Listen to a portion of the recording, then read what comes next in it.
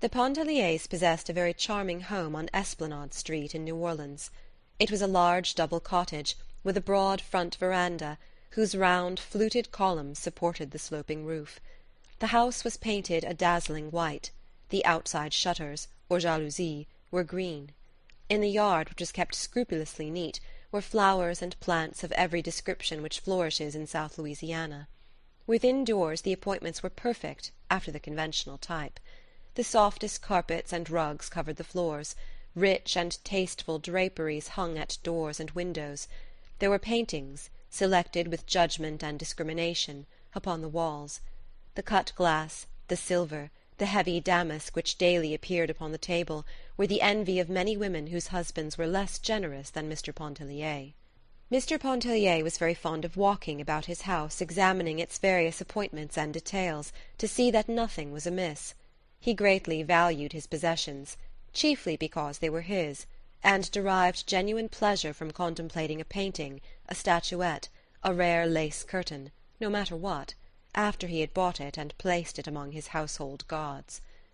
On Tuesday afternoon, Tuesday being Mrs. Pontellier's reception day, there was a constant stream of callers, women who came in carriages or in the street-cars, or walked when the air was soft and distance permitted. A light-coloured mulatto boy, in dress-coat and bearing a diminutive silver tray for the reception of cards, admitted them. A maid, in white fluted cap, offered the callers liqueur, coffee, or chocolate, as they might desire. Mrs. Pontellier, attired in a handsome reception gown, remained in the drawing-room the entire afternoon receiving her visitors. Men sometimes called in the evening with their wives. This had been the programme which Mrs. Pontellier had religiously followed since her marriage 6 years before. Certain evenings during the week she and her husband attended the opera, or sometimes a play. Mr. Pontellier left his home in the mornings between 9 and 10 o'clock, and rarely returned before 6:30 or 7 in the evening, dinner being served at 7:30. He and his wife seated themselves at table one Tuesday evening, a few weeks after their return from Grand Isle. They were alone together. The boys were being put to bed. The patter of their bare, escaping feet could be heard occasionally, as well as the pursuing voice of the quadroon, lifted in mild protest and entreaty. Mrs. Pontellier did not wear her usual Tuesday reception gown. She was in ordinary house-dress. Mr. Pontellier, who was observant about such things, noticed it as he served the soup, and handed it to the boy in waiting. "Tired out, Edna? Whom did you have? Many callers?" he asked. He tasted his soup and began to season it with pepper, salt, vinegar, mustard, everything within reach. "There were a good many," replied Edna, who was eating her soup with evident satisfaction. "I found their cards when I got home. I was out." "Out?" exclaimed her husband, with something like genuine consternation in his voice, as he laid down the vinegar cruet and looked at her through his glasses. "Why, what could have taken you out on Tuesday? What did you have to do?" "Nothing. I simply felt like going out, and I went out." "Well, I hope you left some suitable excuse," said her husband, somewhat appeased, as he added a dash of cayenne pepper to the soup. "No, I left no excuse. I told Joe to say I was out, that was all." "Why, my dear, I should think you'd understand by this time that people don't do such things. We've got to observe les convenances if we ever expect to get on and keep up with the procession. If you felt that you had to leave home this afternoon, you should have left some suitable explanation for your absence. This soup is really impossible. It's strange that woman hasn't learned yet to make a decent soup. Any free lunch stand in town serves a better one. Was Mrs. Belthorpe here?" "Bring the tray with the cards, Joe. I don't remember who is here." The boy retired and returned after a moment, bringing the tiny silver tray, which was covered with ladies' visiting cards. He handed it to Mrs. Pontellier. "Give it to Mr. Pontellier," she said. Joe offered the tray to Mr. Pontellier, and removed the soup. Mr. Pontellier scanned the names of his wife's callers, reading some of them aloud, with comments as he read. "The Misses de Lycidas. I worked a big deal in futures for their father this morning. Nice girls. It's time they were getting married. Mrs. Belthorpe. I tell you what it is, Edna, you can't afford to snub Mrs. Belthorpe. Why, Belthorpe could buy and sell us 10 times over.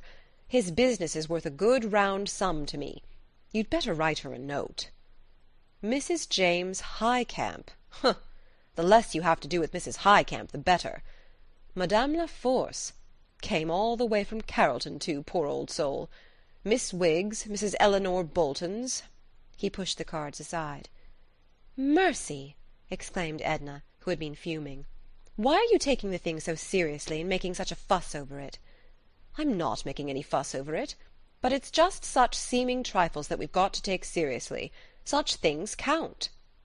The fish was scorched. Mr. Pontellier would not touch it. Edna said she did not mind a little scorched taste. The roast was in some way not to his fancy, and he did not like the manner in which the vegetables were served. It seems to me, he said, we spend money enough in this house to procure at least one meal a day which a man could eat and retain his self-respect. You used to think the cook was a treasure, returned Edna indifferently. Perhaps she was when she first came, but cooks are only human.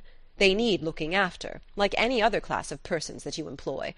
Suppose I didn't look after the clerks in my office, just let them run things their own way. They'd soon make a nice mess of me and my business. Where are you going? Asked Edna, seeing that her husband arose from the table without having eaten a morsel, except a taste of the highly seasoned soup. I'm going to get my dinner at the club. Good night. He went into the hall, took his hat and stick from the stand, and left the house. She was somewhat familiar with such scenes. They had often made her very unhappy. On a few previous occasions she had been completely deprived of any desire to finish her dinner. Sometimes she had gone into the kitchen to administer a tardy rebuke to the cook. Once she went to her room and studied the cook-book during an entire evening, finally writing out a menu for the week, which left her harassed with a feeling that, after all, she had accomplished no good that was worth the name. But that evening Edna finished her dinner alone, with forced deliberation. Her face was flushed, and her eyes flamed with some inward fire that lighted them. After finishing her dinner she went to her room, having instructed the boy to tell any other callers that she was indisposed. It was a large, beautiful room, rich and picturesque in the soft, dim light which the maid had turned low. She went and stood at an open window, and looked out upon the deep tangle of the garden below. All the mystery and witchery of the night seemed to have gathered there amid the perfumes and the dusky and tortuous outlines of flowers and foliage. She was seeking herself, and finding herself, in just such sweet half-darkness which met her moods.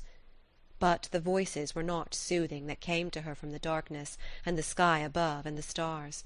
They jeered, and sounded mournful notes without promise, devoid even of hope. She turned back into the room and began to walk to and fro down its whole length, without stopping, without resting.